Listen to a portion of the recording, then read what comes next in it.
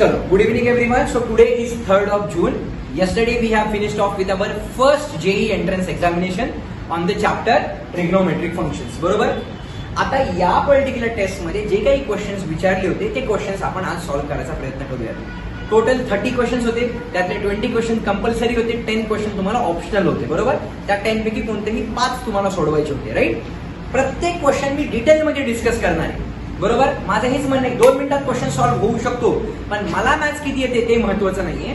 तो प्रत्येक एक्झाम्पल तुम्हाला समजतंय का नाही ते महत्वाचं आहे. त्यामुळे स्टेप बाय स्टेप स्लोली आणि प्रत्येक एक्झाम्पल व्यवस्थितपणे एक्सप्लेन करायचा प्रयत्न करेल. तुम्ही सगळ्यांनी लक्ष द्या. ठीक आहे.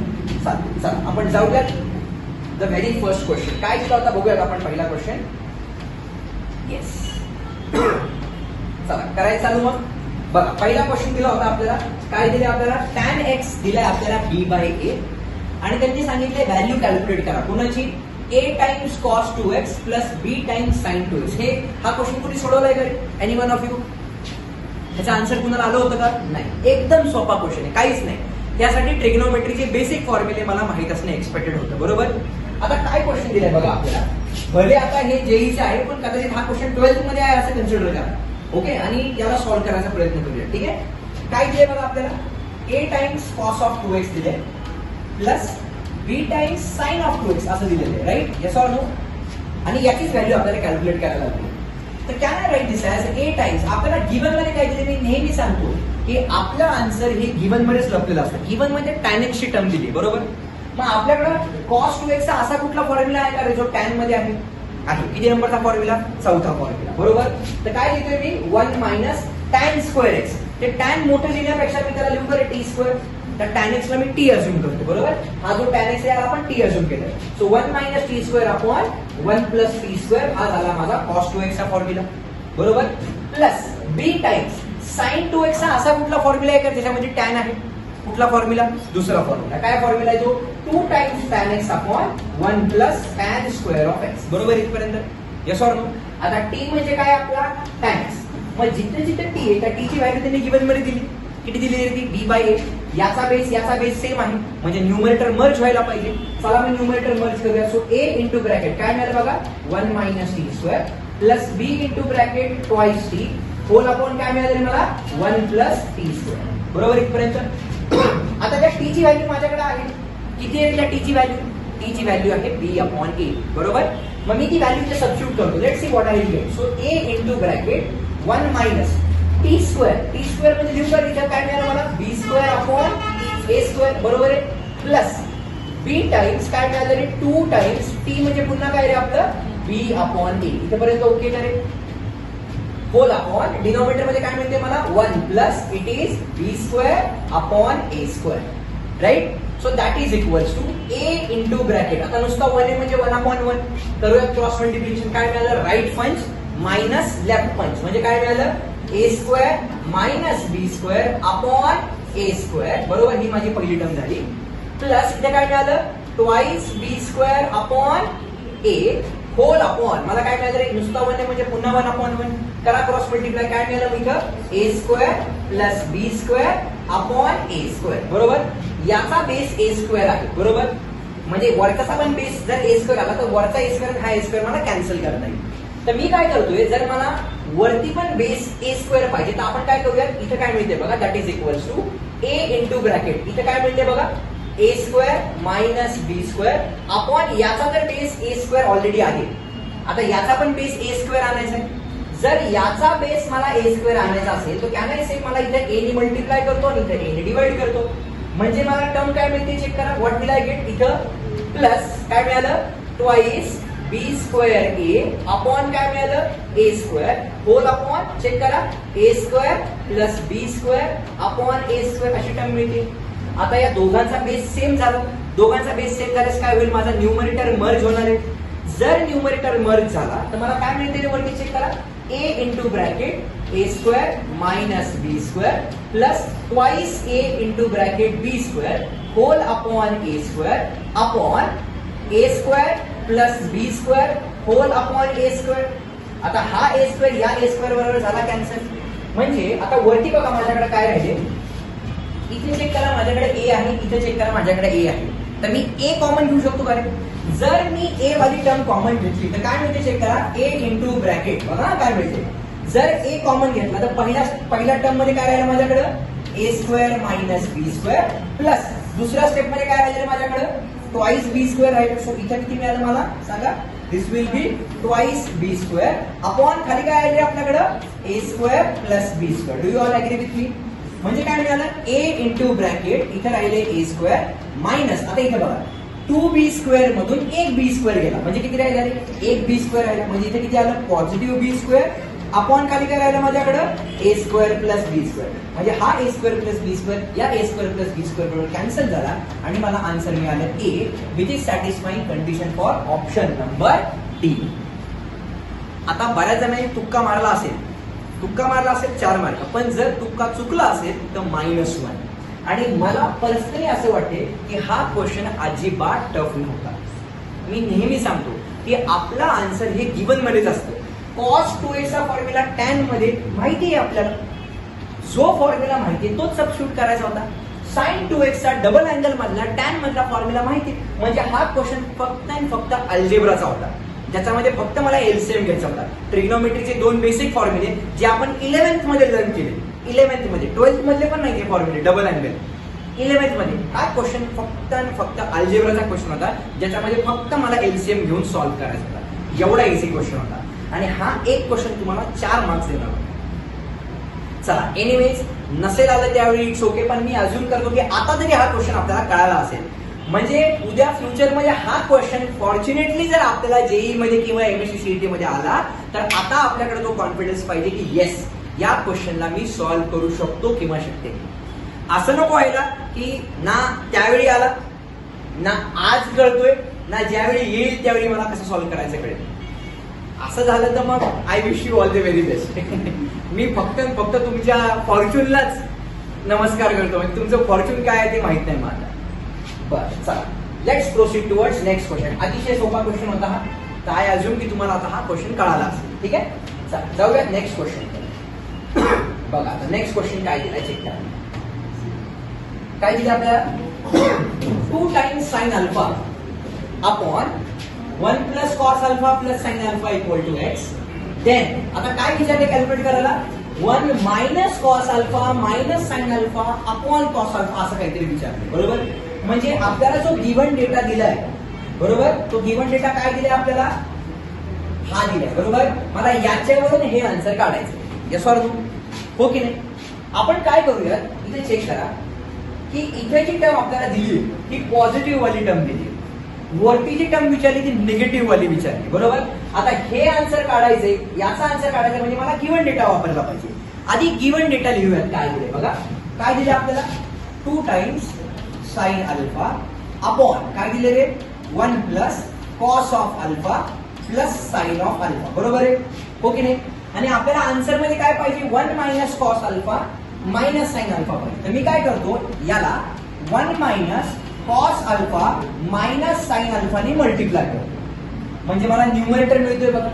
म्हणजे ही गरीब टर्म पूर्ण कॅन्सल झाली पाहिजे आणि फक्त ही टर्म राहिली पाहिजे. आता जर याने मल्टिप्लाय केलं तर मला याने डिवाइड पण करावं लागेल. बरोबर आहे का, हो की नाही? म्हणजे मी मल्टिप्लाय केलं, डिवाइड केलं, राईट. आता बघा sine alpha cos alpha sine alpha सगळी खिचडी झाली. तर आपण काय करूया, फक्त आपल्या अंडरस्टँडिंगसाठी साइन अल्फाला आपण असं करूया की एक्स अज्युम करूया आणि कॉस अल्फाला आपण काय करूया तरी वाय अज्युम करूया. नाही, एक्स दिलेला इथे आपल्याला, आपण काय करूया त्याला वेगळे लेटर्स वापरूया. आपण याला कॅपिटल ए आणि कॅपिटल बी म्हणूया. Will it be okay? बरं, मग जर मी असं केलं तर मला काय मिळतं रे चेक करा, 2 टाइम्स ए बरोबर अपॉन काय मिळतं रे, 1 प्लस काय मिळतं रे, बी प्लस ए म्हणजे a plus b. Yes or no? Into पुढे काय माझ्याकडे 1 मायनस काय येते, बी मायनस ए अपॉन काय येतं आपल्याकडे, 1 मायनस बी मायनस ए. बरोबर, आता चेक करा वरती काय मिळते, आपण लिहिताना इथे पण बी आणि एच करूया म्हणजे it will be easier for us. इथे लिहूया बी आणि इथे आहे ए. बरोबर, आता चेक करा वरती काय मिळते, it is 2 times a into bracket 1 minus b minus a. जी टर्म आपल्याला पाहिजे आन्सर मध्ये, ही टर्म आपल्याला वरती पाहिजे. अपॉन आता काय करूया, याने या ब्रॅकेटला मल्टिप्लाय करूया. आता मल्टिप्लाय कसं करतो रे, आधी हा ब्रॅकेट जो आहे याने या ब्रॅकेटला मल्टिप्लाय करायचं. सो 1 ने 1 ला मल्टिप्लाय केलं किती आलं, 1. 1 ने मायनस बी ला मल्टिप्लाय केलं मायनस बी, 1 ने मायनस ए ला मल्टिप्लाय केलं मायनस ए, पॉझिटिव्ह बी ने 1 ला मल्टिप्लाय केलं म्हणजे आलं पॉझिटिव्ह बी, पॉझिटिव्ह बी ने निगेटिव्ह बी ला मल्टिप्लाय केलं मायनस बी स्क्वेअर ची टर्म मिळते, प्लस बी मायनस ए म्हणजे किती मिळालं रे मायनस ए बी ची टर्म मिळाली. म्हणजे मी ब्रॅकेट मल्टिप्लिकेशन करतोय, फक्त ब्रॅकेटनी ब्रॅकेटला मल्टिप्लाय करतोय. आता ए ने 1 ला मल्टिप्लाय केलं म्हणजे पॉझिटिव्ह ए ने मायनस बी ला मल्टिप्लाय केलं म्हणजे मायनस ए बी, आणि ए ने मायनस ए ला मल्टिप्लाय केलं म्हणजे काय मिळालं रे मायनस ए स्क्वेअर ची टर्म मिळाली. बरोबर, ब्रॅकेट मल्टिप्लिकेशन. बरोबर, आता चेक करा बरं काय होते. निगेटिव्ह बी पॉझिटिव्ह बी कॅन्सल, निगेटिव्ह ए पॉझिटिव्ह ए कॅन्सल, अजून काय कॅन्सल होते का नाही. आता वरती काय राहिले बघा 2 times a into 1 minus b minus a upon इथे काय राहिले हा 1 राहिले, मायनस साइन मी कॉमन घेतो बघा बरं. इथे किती माझ्याकडे बी स्क्वेअर निगेटिव्ह आहे ए स्क्वेअर निगेटिव्ह. बरोबर, आता चेक करा जर मी ए स्क्वेअर प्लस बी स्क्वेअरचा आन्सर काढलं, बरोबर, sine square alpha plus cos square अल्फाचं आन्सर किती असतं रे 1 असतं. बरोबर का नाही. म्हणजे मी काय केलं मायनस साइन कुणामधून या टर्म मधून आणि या टर्म मधून मायनस साइन कॉमन घेतलं, तर आतमध्ये काय राहिलं रे ए स्क्वेअर प्लस बी स्क्वेअर वाली टर्म राहील. बरोबर, आता इथे काय राहिले बघा चेक करा, माझ्याकडे मायनस किती येते ए इंटू बी अशी टर्म राहील. हा मायनस ए बी म्हणजे मायनस 2 टाइम्स ए बी वाली टर्म राहील. करेक्ट. आता चेक करा काय आले 2a, हा आपल्याला आन्सर मध्ये पाहिजे का रे 2a नकोय, आपल्याला काय पाहिजे 1 मायनस बी मायनस ए ची टर्म पाहिजे अपॉन 1 मायनस याचा आन्सर किती आलं 1, म्हणजे हा पॉझिटिव्ह 1 निगेटिव्ह 1 पण कॅन्सल होते आणि पुढे काय राहिले माझ्याकडे मायनस ट्वाइस ए बी. बरोबर, सो अल्टिमेटली काय राहिलं बघा चेक करा माझ्याकडे twice a into bracket 1 minus b minus a upon minus 2 times a b. बरोबर आहे, म्हणजे हा मायनस 2a या मायनस 2a बरोबर कॅन्सल झाला आणि आपल्याला काय मिळालं चेक करा. आता रिप्लेस करूया 1 minus b minus a, so here what we have is b. म्हणजे आता रिप्लेस करूया 1 मायनस बी म्हणजे किती होता आपला कॉस अल्फा, हे किती होता आपला साइन अल्फा अपॉन खाली किती आलं माझ्याकडे minus of cos of alpha. बरोबर, आणि याचा आन्सर जे आपण दिलं होतं गिवन मध्ये त्याचा आन्सर किती होतं रे, याचा आन्सर होतं एक्स. बरोबर, हे मायनस साइन तिकडे मल्टिप्लाय करूया म्हणजे काय मिळालं 1 minus cos of alpha minus sine of alpha upon खाली किती आहे रे कॉस ऑफ अल्फा, हे मायनस आहे ना हे पलीकडे गेलं म्हणजे हे किती आलं रे मायनस एक्स. बरोबर, मग त्यांनी विचारले याचा आन्सर काय, याचा आन्सर किती आलं मायनस एक्स. ऑप्शन आहे का रे बघा 1 अपॉन एक्स आहे, पॉझिटिव्ह एक्स आहे, 1 मायनस एक्स आहे आणि नन ऑफ दीज आहे. याचं खरं आन्सर काय आहे मग it is satisfying condition for option number D. हा असा क्वेश्चन होता. बरोबर, मला माहिती आहे की क्वेश्चन टफ आहे. टफ का टफ आहे, सॉल्व्ह करण्यामध्ये टफ नाही, इमॅजिनेशन मध्ये टफ आहे की एक्झॅक्टली मला काय केलं पाहिजे. आणि माझी सर्वांना हीच रिक्वेस्ट आहे की टफ क्वेश्चनची प्रॅक्टिस आत्ताच व्हावी, आत्ताच. त्या ते म्हणतात ना ते छान म्हण आहे तुम्हाला माहित असेल की शांततेच्या काळात जर जास्त घाम गाळलात तर युद्धाच्या काळात कमी रक्त सांडावं लागतं. म्हणजे जर आत्ता भरपूर प्रॅक्टिस केली, भरपूर युद्धात जायच्या आधी म्हणजे फुल तलवारबाजी वगैरे शिकली, फुल एकदम घामागरज झालात, त्याच्यावर खूप मेहनत घेतली, म्हणजे आत्ता घेतली जर मेहनत तर ज्यावेळी युद्धाच्या काळात तुम्ही जाल त्यावेळी तिथं कमी रक्त सांडावं लागतं. का, कारण आता प्रॅक्टिस झाली, कुठला वार कसा झेलायचा हे कळलेलं आहे, तिथं रक्त कमी सांडतं. मग हा जो काळ आहे ना हा शांततेचा काळ आहे तुमच्या आयुष्यामध्ये. बरोबर, आम्हाला फ्युचर दिसतं पुढं काय होणार आहे ते, विद्यार्थ्यांचं दिसतं, गॅरंटीड दिसतं की पुढं काय होणार आहे. हा पक्षी कुठल्या जाळ्यामध्ये फसू शकतो हे सुद्धा कळतं, कुठला क्वेश्चन टाकला की हे गडबडणार हे आधीच कळतं. त्यामुळे हे जे टफ क्वेश्चन्स आहेत ना या टफ क्वेश्चनची आत्ताच प्रॅक्टिस होणं योग्य आहे. आणि मी खरं सांगतो हा हे इमॅजिनेशनचा क्वेश्चन आहे की मला आन्सर मध्ये काय पाहिजे, खाली काय दिले, मग जर मी आणि मल्टिप्लाय केलं डिवाइड करूयात. हा क्वेश्चन भारी क्वेश्चन होता, त्या क्वेश्चनला मलाही सॉल्व्ह करायला वेळ लागला, let me accept that. Question tough होता. बरोबर, फक्त इमॅजिनेशनने टफ होता, सॉल्व्हिंग वाईज नव्हता. ओके, चला मी असा अज्यूम करतो की आता हा क्वेश्चन आपल्याला कळाला. ओके, चला जाऊयात नेक्स्ट क्वेश्चन. आता हा क्वेश्चन तर अतिशय टाइमपास क्वेश्चन होता. हा क्वेश्चन किती जणांना जमला रे, जर आठवायचा प्रयत्न करा. तुम्ही बी लिहिलं का, आपण बी लिहिलं बघितलं का, आहे ना आपण बी लिहिलं, हे असे आहेत आमचे.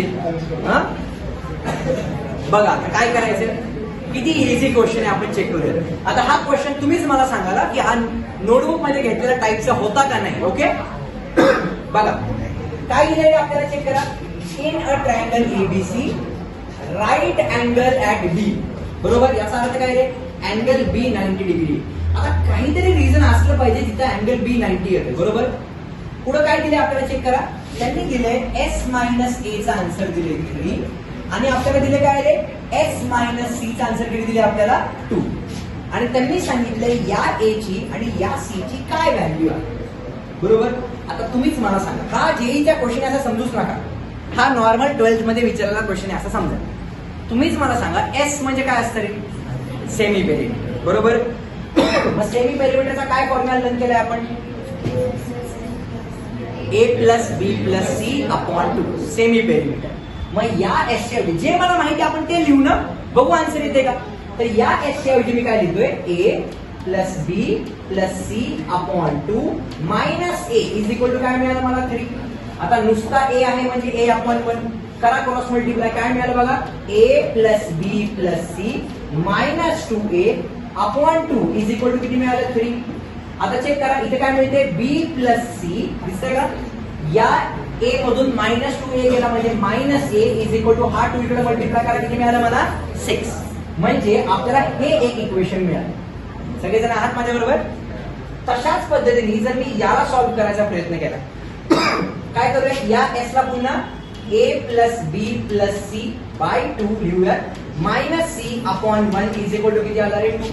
पुन्हा क्रॉस मल्टिप्लाय करा, काय मिळते चेक करा, a plus b plus c minus 2c upon 2 is equal to किती आलं रे 2. म्हणजे काय मिळालं चेक करा, it is a plus b minus c is equal to किती मिळाले मला 4. बरोबर इथपर्यंत. आता हे एक इक्वेशन मिळाले, हे एक इक्वेशन मिळाले. आता विचार करायचा प्रयत्न करा, त्यांनी आपल्याला किती अननोन काढायला सांगितले, 2 अननोन. 2 अननोन जर काढायचे असतील तर मला किती इक्वेशन लागतील, 2 इक्वेशन. माझ्याकडे आहेत का 2 इक्वेशन आहेत. ए आणि सी काढायचे म्हणजे बी कुठेतरी गायब व्हायला पाहिजे किंवा कुठलीही एक टर्म गायब व्हायला पाहिजे. आपण काय करूया, त्या दोघांना ऍड करूया. जर मी ऍड केलं, पहिलं इक्वेशन बघा बरं काय माझं, b plus c minus a is equal to 6 हे माझं पहिलं इक्वेशन आहे.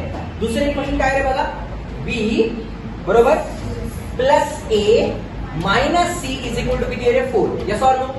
जर मी यांना ऍड केलं बरोबर तर कोण कॅन्सल होते बघा, आपण याला लिहिताना व्यवस्थित लिहूया. काय करूया, या सी ला इथे लिहूया आणि त्या पॉझिटिव्ह ए ला इथे लिहूया. नाही काय होते, दुसरं इक्वेशन काय आहे, हे दुसरं इक्वेशन आहे ना आपलं. दुसरं इक्वेशन काय आपलं, बी पॉझिटिव्ह आहे, सी निगेटिव्ह आहे आणि ए पॉझिटिव्ह आहे. बरोबर, positive c negative c cancel, positive a negative a cancel. किती मिळालं मला, 2b इज इक्वल टू 10. म्हणजे मला बी ची व्हॅल्यू किती मिळाली रे 5. बरोबर इथपर्यंत. हे सॉल्व. आता विचार करा, त्यांनी आपल्याला दिले की तो जो ट्रायंगल आहे तो राईट अँगल आहे. म्हणजे विचार करा की समजा हा जर राईट अँगल ट्रायंगल असेल, त्यांनी सांगितले तो राईट अँगल आहे ऍट अँगल बी. बी च्या अपोजिट साइड ही स्मॉल बी असते, इथं ए आहे असं अज्युम करूया, इथं सी आहे असं अज्युम करूया.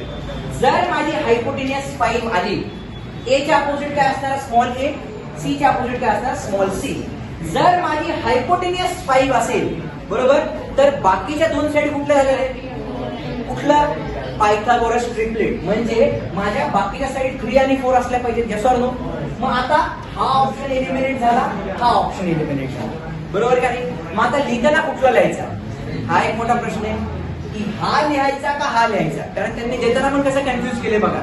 मग आता काय करावं लागेल बघा, इथे चेक करा, आपण बी ची व्हॅल्यू तर कॅल्क्युलेट केली. बरोबर, आता विचार करा काय करता येईल, सगळ्यांनी विचार करा. आपल्याला कळलं की एकतर बी नाही तर एकतर सी पैकी आन्सर आहे. बरोबर ना. हाऊ टू सॉल्व, काय करावं लागेल विचार करा. मी बी ते कॅल्क्युलेट केलंय. बरोबर, चला बरं विचार करा सगळे, मी सॉल्व्ह करून देईल. आता विचार करा, इथपर्यंत दिलं ना, चला let's try to fix it.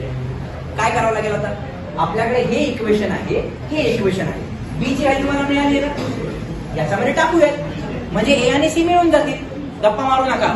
तुम्हाला ज्यावेळी सॉल्व्ह करायचे त्यावेळी मी बोललो का एक्झाम मध्ये, नाही ना. आता मी सॉल्व्ह करते, तुम्ही बोलू नका. इथं लक्ष द्या. बी ची व्हॅल्यू आहे, आपल्याकडे 2 इक्वेशन आहे आणि 2 अननोन कॅल्क्युलेट करायचे. तर बघा पहिले इक्वेशन काय होतं, मी पुन्हा लिहितो, बी प्लस सी मायनस ए किती दिला होता आपल्याला, तो दिला आपल्याला 6. आता बी ची व्हॅल्यू मी कॅल्क्युलेट केली 5 plus c minus a is equal to केलं, सी मायनस ए ची व्हॅल्यू किती दिली 6 - 1. बरोबर. म्हणजे आता बघा त्यांनी ए आणि सी रिस्पेक्टिव्हली विचारले, म्हणजे पहिली व्हॅल्यू ही ए ची आहे, दुसरी व्हॅल्यू सी ची आहे. पहिली व्हॅल्यू ए ची आहे, दुसरी व्हॅल्यू सी ची आहे, बरोबर. याचा अर्थ सी ची व्हॅल्यू मोठी पाहिजे, म्हणजे ही व्हॅल्यू सी ची 4 पाहिजे, ए ची व्हॅल्यू 3 पाहिजे, तर मला आन्सर 1 मिळेल ना. म्हणजे correct option is c is 4, a is 3, म्हणजे ऑप्शन नंबर बी हे या पर्टिक्युलर क्वेश्चनचा आन्सर झाला. मी काय म्हणलं कळालं का? Yes or no? म्हणजे हा क्वेश्चन ट्विकी होता साला, एवढं सॉल्व्ह करून गडबड केली. क्वेश्चन इझी होता का नाही मला सांगा. म्हणजे एकदम सिंपल. मी सांगतो जर आपले कॉन्सेप्ट जर क्लिअर असतील ना, असं म्हणू शकत नाही नोटबुक मध्ये नव्हतं म्हणून. ऐकलं का? एवढा इझी क्वेश्चन होता हा.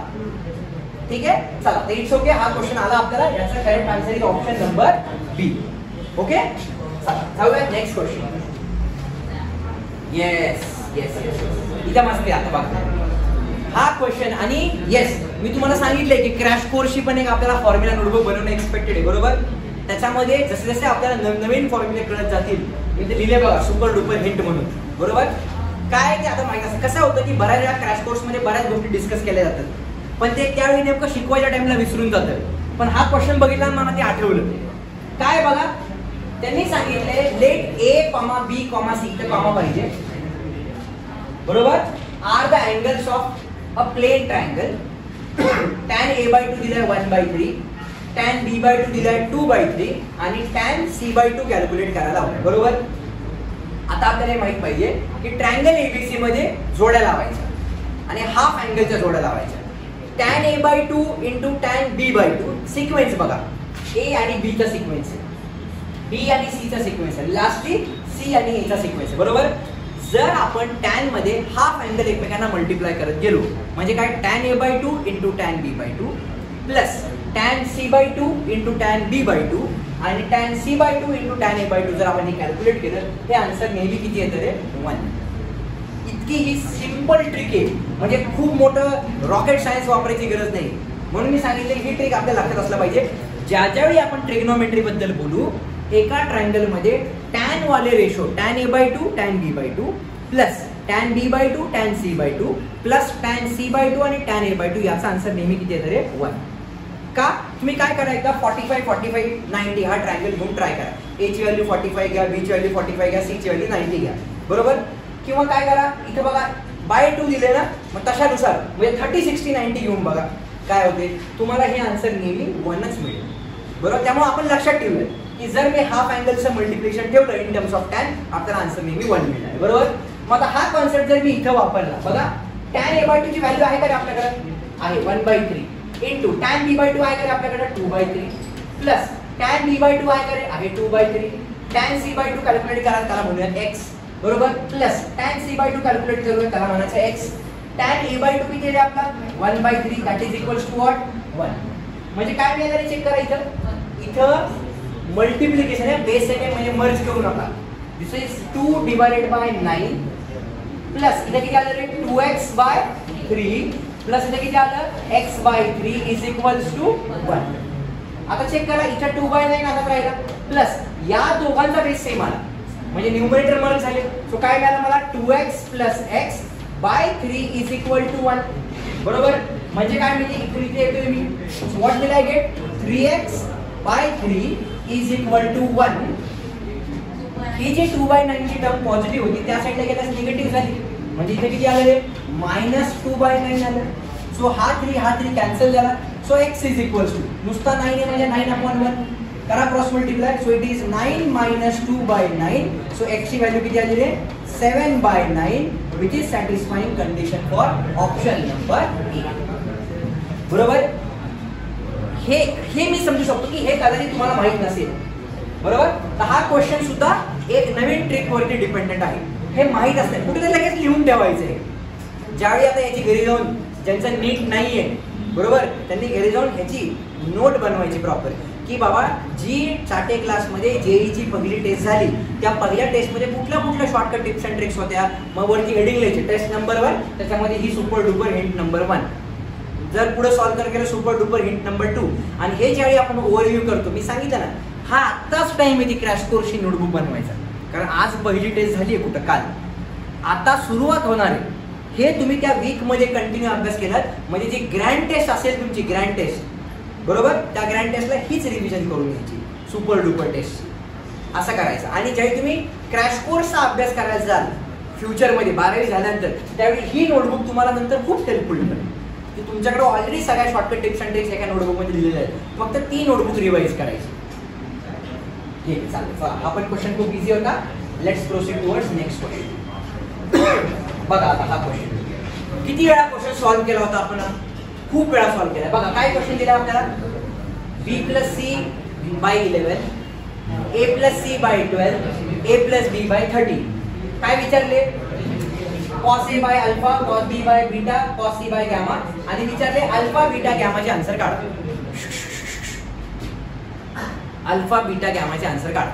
जर हे रेशो मध्ये असतील, जर खालच्यांचे आन्सर विचारले असतील तर मी म्हणू शकतो का रे, जर हे तिन्ही इक्वल असतील अल्फा बीटा गॅमा म्हणजे cos a = cos b = cos c आहे. Yes or no. मग आता cos a चा फॉर्म्युला मला माहित पाहिजे, cos b चा फॉर्म्युला माहित पाहिजे, cos c चा फॉर्म्युला माहित पाहिजे. चला मग याला सॉल्व्ह करूया. काय करणार आहे बघा, सगळ्यांनी लक्ष द्या. जो गिवन डेटा दिलाय, आधी गिवन डेटावरती फोकस. बरोबर, काय दिले आपल्याला चेक करा. b + c / 11 = a + c / 12 = a + b / 13 काय करूया याला k अजून करूया. बरोबर, गप्पा मारू नका प्लीज. आता इथे काय मिळते चेक करा. दिस इज b + c किती मिळाले रे, 11k. नव्हतं सोडवलं नोटबुक मध्ये, फक्त कॉस ऐवजी आपण साइन घेतलं होतं. साइन एज हा सोडवला बघा, म्हणजे आजच्या व्हिडिओ मध्ये होता हा क्वेश्चन. मी म्हणलं ना क्वेश्चन पाठ झाले, पण याचा आन्सर तुम्हाला माहित पाहिजे. बी इज द आन्सर. बरोबर का नाही? मग वेळ नको काय घालायला या क्वेश्चनला. आपण already crash course session number 2 चा जो व्हिडिओ आहे त्यामध्ये सॉल्व्ह केले. बरोबर, बघा ना नक्की. म्हणजे 7, 19 आणि बरोबर ना, ऑप्शन नंबर बी ना. Yes, option number b is the correct answer. Yes, चला चला लक्ष द्या सगळ्यांनी. आता गप्पा मारू नका रे, बॅकग्राऊंड मध्ये लय आवाज येतो नंतर. शांत राहा, एकदम पिन ड्रॉप सायलेन्स. तुम्हाला जे काय डिस्कस करायचं आहे मी आहे इथं. बघा एकदम सिंपल क्वेश्चन पुन्हा एकदा. हा क्वेश्चन किती जणांनी ट्राय केला रे, ट्राय केला म्हणजे आन्सर आला. आता हे पण नाही आलं, व्हेरी गुड, छान. अतिशय पानसट क्वेश्चन आहे. आता कसं काय बघा, सगळ्यांनी लक्ष द्या. साइन ए दिले आपल्याला, आहात का सगळे माझ्याबरोबर. बघा जे गिवन दिले आधी त्याच्यावरती लक्ष देऊया. गणेश काय दिले आपल्याला, साइन ए किती दिले रे आपल्याला, 1/√10. बरोबर, अजून एक दिले आपल्याला काय रे, साइन बी, तो किती दिला आपल्याला, 1/√5. काय कॅल्क्युलेट करायला लावलं रे, a + b कॅल्क्युलेट करायला. बरोबर, मग आता असा फॉर्म्युला तुम्हाला माहिती आहे का रे, तुमचं आयुष्य गेलं हे फॉर्म्युला म्हणण्यात. साइन ऑफ a + b माहिती आहे का रे, हा फॉर्म्युला माहिती आहे का नाही. असाच cos a + b चा पण माहिती आहे तुम्हाला. म्हणजे a + b कॅल्क्युलेट करायचं आणि आन्सर जर π/4 पायच्या टर्म्स मिळायचं तर ऑब्व्हियसली साइनच्या टर्म्स साइन इन्व्हर्स म्हणून तिकडे गेली पाहिजे. बरोबर ना, हे तरी डोक्यात क्लिक व्हायला पाहिजे. बरोबर, बरं चला नाही सुचलं त्यावेळी. आता सॉल्व्ह करूया. काय फॉर्म्युला आहे आपला, sign a * cos b + cos a * sin b. बरोबर आहे का रे. आता कुठली व्हॅल्यू तुमच्याकडे आहे, साइन a ची व्हॅल्यू तुमच्याकडे आहे का रे, आहे. साइन b ची व्हॅल्यू तुमच्याकडे आहे का रे, आहे. म्हणजे कोण नाही तुमच्याकडे आता, cos b नाही. बरोबर, आता लक्ष द्या सगळ्यांनी. साइन b वरून मला cos b काढायचं आहे. एक तर काय करा, ट्रिग्नोमेट्रीची आयडेंटिटी वापरा, sin² θ + cos² θ 1 किंवा ट्रायंगल वापरा. म्हणजे कसं बघा, समजा मी ट्रायंगलचा कॉन्सेप्ट वापरला, सगळ्यांनी लक्ष द्या प्लीज. हा, इथं अँगल आहे आपला बी. बरोबर, मी या ट्रायंगल बद्दल बोलतोय. आता साइन म्हणजे काय असतं रे, अपोजिट साइड अपॉन हायपोटेन्यूस. बरोबर, आता ही √5 माझी हायपोटेन्यूस आहे, ही 1 माझी साइड आहे आणि समजा याला मी अजून करतोय x. आता पायथागोरस थेरम माहिती आपल्याला, काय असतं रे, first side square plus second side square = हायपोटेन्यूसचा स्क्वेअर, जो किती आला रे, √5 चा स्क्वेअर झाला 5. म्हणजे काय मिळालं मला, x² + 1 = किती मिळालं मला, 5. सो x² ची व्हॅल्यू किती मिळाली रे, 4. म्हणजे x ची व्हॅल्यू किती मिळाली रे, 2. बरोबर आहे का रे. पॉझिटिव्ह निगेटिव्ह नाही करू शकत, कारण साईड ट्रायंगलची म्हणजे पॉझिटिव्ह 2 आली, म्हणजे हा जो एक्स होता हा किती आला रे माझा 2 आला. इथे साइन बी आहे आपल्याकडे, मला काय पाहिजे रे कॉस बी पाहिजे. जर मी कॉस बी याच्यावरून कॅल्क्युलेट केला बरोबर, कॉस म्हणजे काय असतं रे ऍडजसंट अपॉन हायपोटेनस. किती आली ऍडजसंट, सो 2/√5 ही झाली माझी कॉस बी ची व्हॅल्यू. म्हणजे काय मिळालं बघा, साइन ए किती आपला 1/√10 इंटू कॉस बी किती आला आता माझा 2/√5 प्लस साइन बी माझ्याकडे ऑलरेडी किती आहे तो 1/√5. आता मला कॉस ए काढायचं, साइन ए वरून कॉस ए काढायचं. तर मी आता काय करतो, हा वाला पार्ट रब करतो बरोबर, आणि काय करूयात आपण साइन ए चा आन्सर वरून कॉस ए चा आन्सर काढलं. काय करणार रे सेम कॉन्सेप्ट, तुम्ही आयडेंटिटी वापरा तरी चालते, काही फरक पडत नाही. काय करतो मी ट्रायंगल ड्रॉ करतो बरोबर, इथं जो अँगल आहे तो नेहमी इथं असतो राईट. साइन म्हणजे पुन्हा काय रे अपोजिट अपॉन हायपोटेनियस बरोबर, याला मी पुन्हा एक अज्यूम करतो. So first side square plus second side square equal to third साइडचा स्क्वेअर, म्हणजे काय मिळालं मला x square equal to 9. So x ची व्हॅल्यू किती मिळाली रे 3, म्हणजे ही साइड झाली 3. आता साइन ए वरून मला काय कॅल्क्युलेट करायचं आहे कॉस ए. मग जर साइन ए माझा 1/√10 असेल तर कॉस ए किती आला रे 3/√10 आला बरोबर आहे का रे. ती व्हॅल्यू इथे टाकूया, किती आलं रे 3/√10. So that is equal to बघा मल्टिप्लिकेशन आहे. So 1 × 2 2 plus 3 × 1 3. का रे, कारण दोघांचा बेस सेम आहे ना, √10 × √5 म्हणजे न्यूमरेटरला मर्ज करून टाकले एकाच स्टेप मध्ये बरोबर. सो वरती किती आलं 5 डिवाइडेड बाय इथे किती मिळालं मला रूट मध्ये 50 मिळालं. रूट मध्ये 50 म्हणजे काय आलं कळलं नाही, रूट मध्ये दोन टर्म्स एकाच रूट मध्ये येतात. सो रूट मध्ये 50 म्हणजे काय आलं रूट मध्ये 2 × 25 बरोबर आहे का रे. 25 रूटच्या बाहेर आला म्हणजे किती आला 5. सो इथे काय मिळालं मला 5 डिवाइडेड बाय 5 × √2. सो हा 5 कॅन्सल झाला. हे कुणाचा आन्सर आहे रे साइन ऑफ a + b चा आन्सर आहे बरोबर. आता हा साइन या साइडला गेला म्हणजे काय झाला साइन इनवर्स 1/√2. म्हणजे साइन इनवर्स 1/√2 म्हणजे कुठला अँगल रे 45 डिग्री. 45 डिग्री म्हणजे it is satisfying condition for option number D. सोपा होता का नाही. हा साइन या साइडला गेला म्हणजे इथे किती आला रे साइन इनवर्स 1/√2. म्हणजे साइनच्या कोणत्या अँगलला आन्सर 1/√2 असतं π/4 म्हणजे 45 डिग्री. एवढा सिंपल, म्हणजे 10th स्टँडर्ड ट्रिग्नोमेट्रीचा क्वेश्चन होता 10th स्टँडर्ड. फक्त इथे शेवटी कसं इनवर्स मध्ये कन्वर्जन झाले, जे 10वीत असं तरी कळलं असतं. साइनच्या कोणत्या अँगलला आन्सर 1/√2 असतं 45 degree. That's why option D is the correct answer. सगळ्यांना कळालं नक्की. क्वेश्चन आता तुम्हीच मला सांगा, आतापर्यंत जे काही क्वेश्चन सोडवले ते खरं टफ होते का.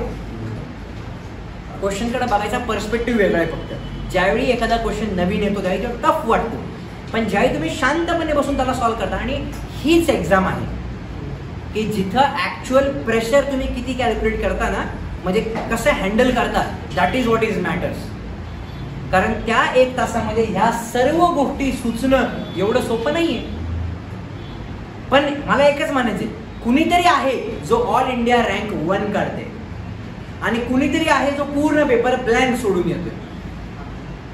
मी कालच ऐकलं की एक गुरुजी असतात, ते गुरुजी विद्यार्थ्यांना ज्ञान देतात बरोबर हो की नाही. आम्ही एक शिक्षक म्हणून तुम्हाला ज्ञान देतोय हो की नाही. टॉपरला विचारलं, टॉपरला काय रे बाबा तुला किती मार्क पडले, कसे मार्क पडले. टॉपरने सांगितलं सरांनी भारी शिकवलं बरोबर, हे टॉपरने उत्तर दिलं. आणि एक पोरग होतं किंवा मुलगी होती, काय असेल बाबा तुझं काय झालं बाबा, ती म्हणे मी फेल झाले का, ते सरांनी नीट नाही शिकवलं. म्हणजे डिफरन्स फक्त कुणाचा आहे इथं, डिफरन्स कोणाचा आहे, डिफरन्स आहे त्या पर्स्पेक्टिव्हचा. की एक म्हणतो ते सर चांगले शिकवतात, एक म्हणतो की त्यांनी नीट शिकवलं नाही. अल्टिमेटली माझं एक नेहमी वाक्य आहे, 70% मेहनत ही तुमची पाहिजे आणि 30% मेहनत ही आमची पाहिजे. 30% बरोबर. पण हे गणित नेहमी उलट होतं प्रत्येक बॅचमध्ये. 70% मी म्हणतो 90% शिक्षक मेहनत घेतात, 10% सुद्धा विद्यार्थी मेहनत घेत नाही. कसा येणार तो रिझल्ट, कसा तो रिझल्ट येण्यासाठी मी सांगतो ना, result is always a team work. ते टीम वर्क असतं. तिथं फिजिक्समध्ये मार्क आले पाहिजे, तिथं केमिस्ट्रीमध्ये मार्क आले पाहिजे, तिथं बायोमध्ये मार्क आले पाहिजे, तिथं मॅथ्समध्ये मार्क आले पाहिजे. मॅथ्ससाठी मी काय एवढा तगादा लावून ठेवतो का, मॅथ्स एवढं, कारण MST CET आपल्याला मी म्हणतो ना एक वरदान आहे, वरदान. की जर आपल्याला महाराष्ट्राच्या बाहेर जायचं नाही, जर COEP कॉलेजमध्ये जर तुम्हाला वाटत असेल तुम्हाला ऍडमिशन घ्यायचे, मला म्हणजे तुम्हाला, माझं झालं इंजिनिअरिंग कॉलेज म्हणून जर शिकायचं असेल, आणि प्रायव्हेट कॉलेज आणि इंजिनिअरिंग कॉलेज खूप फरक असतो, खूप गव्हर्नमेंट कॉलेजमध्ये.